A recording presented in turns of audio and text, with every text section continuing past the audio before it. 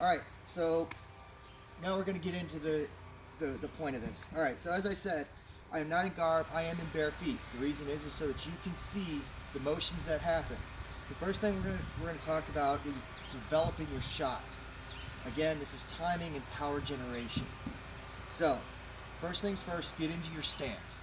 If you're a sword and border, if you fight from the shoulder, if you're fighting from the hanging guard, or if you're fighting from behind your head, doesn't matter. The mechanics are very similar.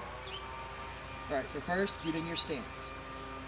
I fight with a weird shield, so I have a little bit more of a bladed stance. All goes in to where power generation starts.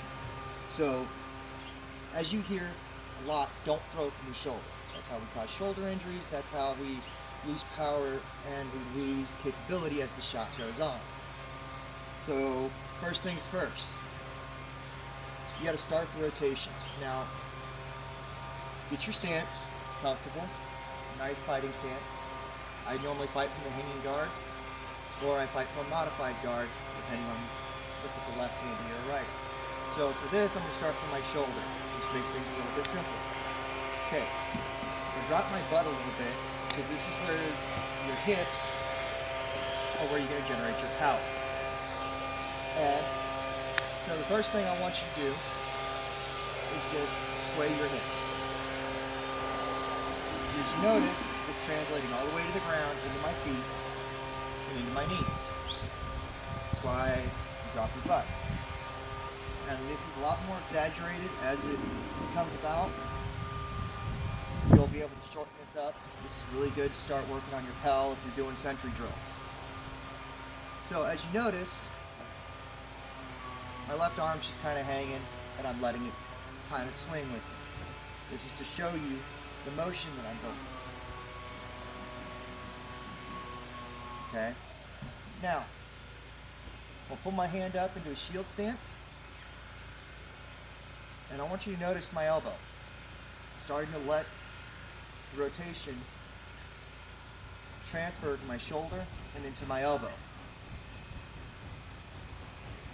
And as this goes, you're going to notice I got a kind of a nice rock going. What this leads to is my flat snap.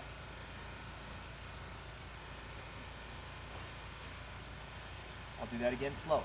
So as I rotate through, building the power with my hips, I reach out, go to snap, recover, and I'm already built up for that backhand, so I just rotate it back. So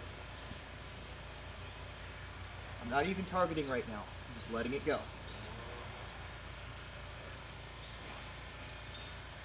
And return.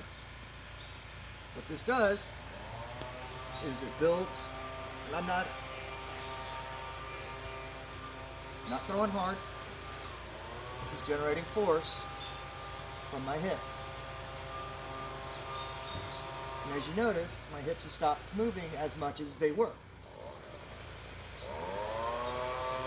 So, on a shot, you're going to get that power transfer.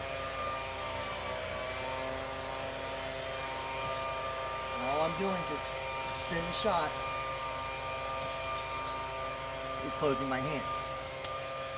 Now, one of the things that goes into this now goes into technique. Now that you're building the power on that rotation, now you got to build technique on delivering your shot. When you throw your shot, you want to get your hand up. Gets it over the top of that shield, gets it into the head. Or if you're throwing it to the leg, gets it down that side of the shield and into the thigh. You notice, I'm running a ring grip. This is an old blown out sword. I've changed handle style since this started. I'm holding a ring grip. My bottom three hands are literally floating. That's all I need. This is all you should need. You're just generating power. The whole point of this is so that when I squeeze my hand, it gives it a little bit of farther extension. So if I throw closed fist, that's all I'm getting at it. If I throw from a ring grip, bam, I get a higher extension because now the sword does the work for me. Pretty much with this is, like I said, very basic. So for the newbie fighters that maybe have been to 1 or 2 fighter practices before all this blew up and now are having to learn from scratch, learn how to rappel at home, this is what this is for. And some of you advanced fighters that maybe have been fighting for years, starting to know your power's laying off. Or have a new squire or a new man-at-arms that you're trying to build their power up. This is what this is for. So, as I said, you start that rocking motion, and all that is to use your hips. Now, as you actually end up working on this, you'll notice your movements will get shorter, more pronounced, or less pronounced, and it'll actually generate to more power.